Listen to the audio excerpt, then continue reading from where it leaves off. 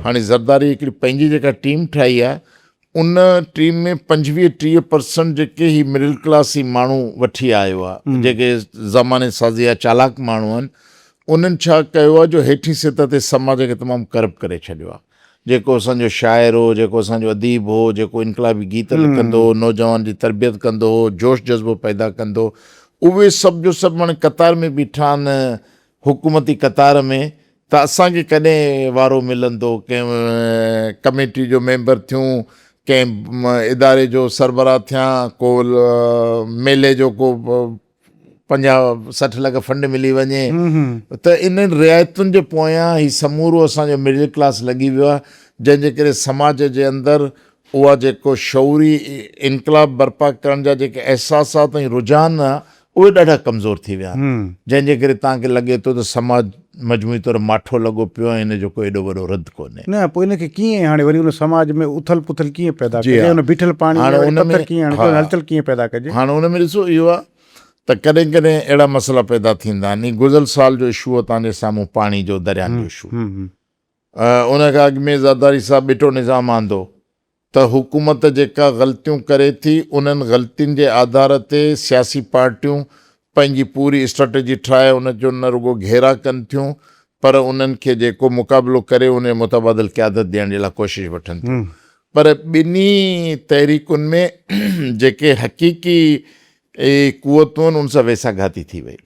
बिटे निज़ाम जे अंदरि बि तक़रीबन असांजा जेके आहिनि उहे 5 साथी शहीद थिया हुआ।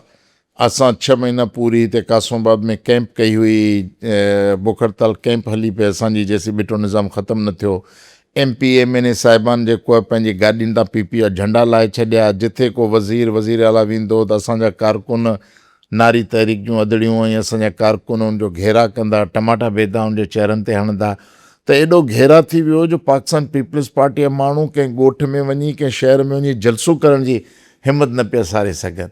पर नतीजो इहो थियो त जॾहिं उहो बिटो निज़ाम पहिरें दफ़ा इहो तारीख़ में थियो त बिटे निज़ाम जी असेंबली में बिल पास थी वियो ऐं असेंबली जे बिल पास थियण खां पोइ सरकार खे वापसि उहो बिल जेको आहे उहो अमेंड करिणो पियो ऐं वापसि करिणो पियो। त इहा वॾे खां वॾी तहरीक आहे, पर उहो जेको उभार हो उन उभार खे असीं वोट में ट्रांसलेट कोन करे सघियासीं, जंहिंजे करे इहा साॻी कुवत पंहिंजी जॻह ते रही।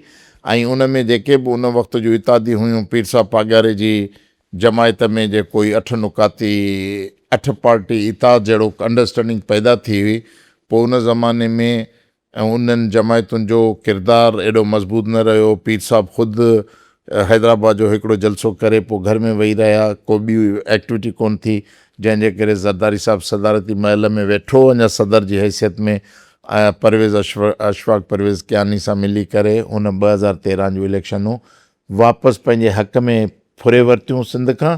जे न त जेकॾहिं उहे इलेक्शनूं फ्री फेयर थियनि हा त पीपल्स पार्टी खे काफ़ी डेंट पइजी चुको हुजे हा।